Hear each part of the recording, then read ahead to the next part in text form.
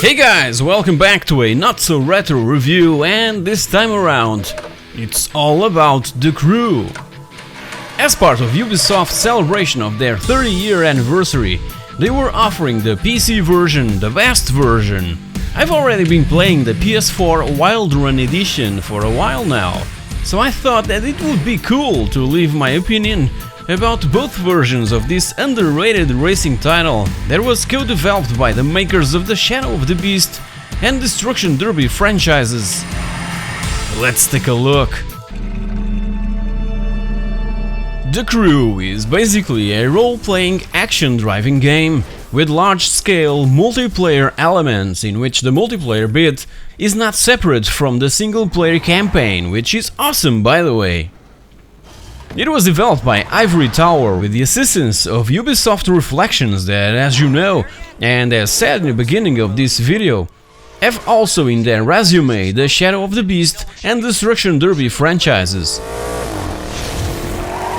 It takes us in an astonishing beautiful road trip across a huge open world recreation of the United States filled with stuff to do and to find.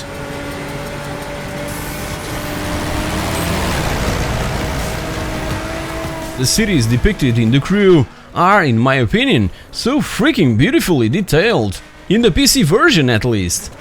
And the Grand Canyon, oh my god, what an amazing place to just wander around by sunrise and sunset also. Simply gorgeous.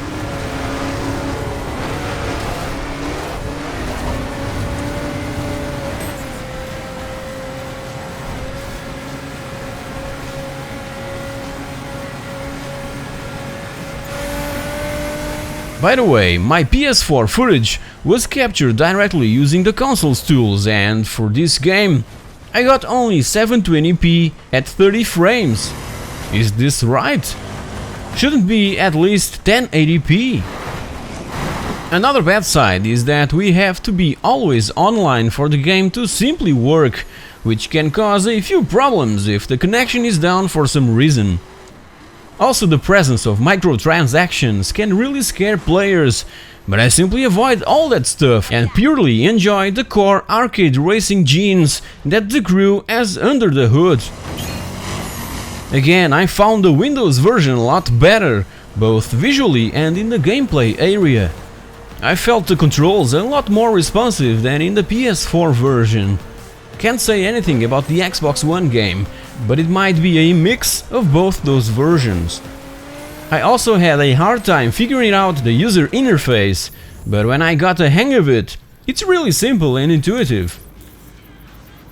The single-player campaign is around 20 hours long, and we play the role of Alex Taylor, whose voice is decently performed by Troy Baker, who works undercover for the government, infiltrating criminal groups, and missions can be played alone, with friends, and with online co-op matchmaking.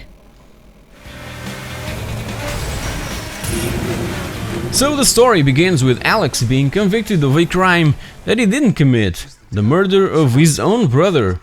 Yeah, I know, the same old story. So 5 years later, he's given the chance to prove his innocence and to bring to justice the real murderer of his brother. So we embark on a journey from Detroit through St. Louis, Chicago, New York, Miami, Las Vegas, Los Angeles, and many other amazing places. Between them, we can participate in a bunch of different minigames or skill challenges that are scattered across the world, and they are activated by simply driving through them. So scores and times are saved online so that other players can beat them. A cool thing to keep us entertained while driving from point A to point B if we're feeling bored. Something already seen elsewhere. The Wild Run expansion pack, announced during 2015's E3, was released later that year and added motorcycles, monster trucks, drift cars, dragsters, and the Summit, a multiplayer event where car culture is celebrated across a whole bunch of different racing disciplines and vehicles, simply to impress the crowd and to have fun, basically.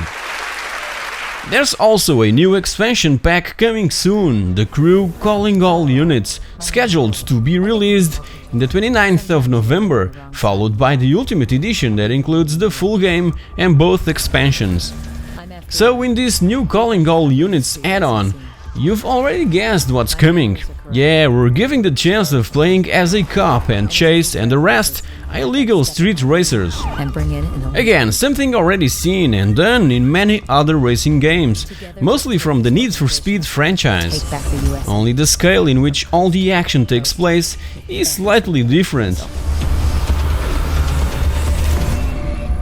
Needless to say that everyone criticized the online-only gameplay, the microtransactions and the user interface.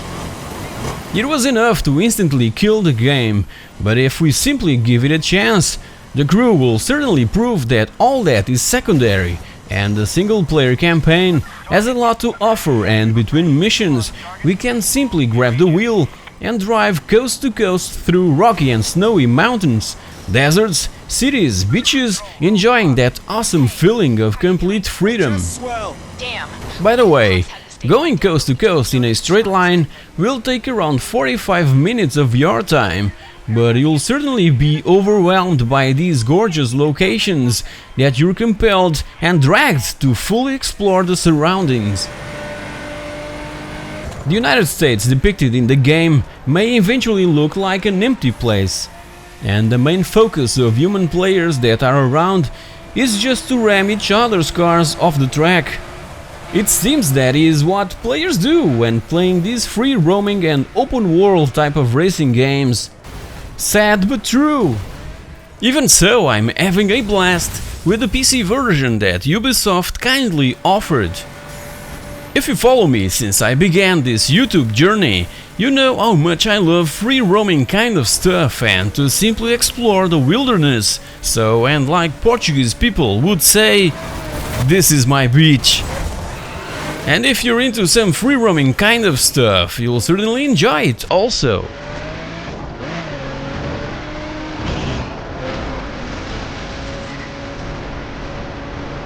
Alex, Lynn, ask these guys about Daria.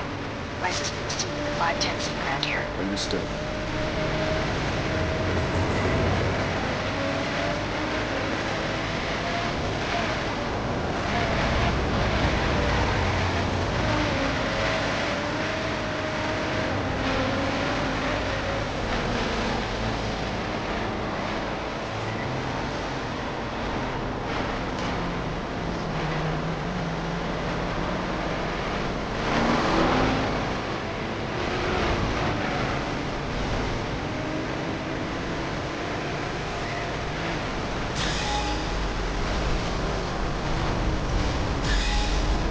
Feel free to check my other not-so-retro reviews, like for instance Flat Out and Insane, and please browse my channel for other older stuff from the Sinclair ZX Spectrum, Commodore 64 and Amiga, MS-DOS, TurboGrafx PC Engine, Mega Drive, Genesis, NES and Super Nintendo, PlayStation, Xbox, Dreamcast, PlayStation 2 and 3, Xbox.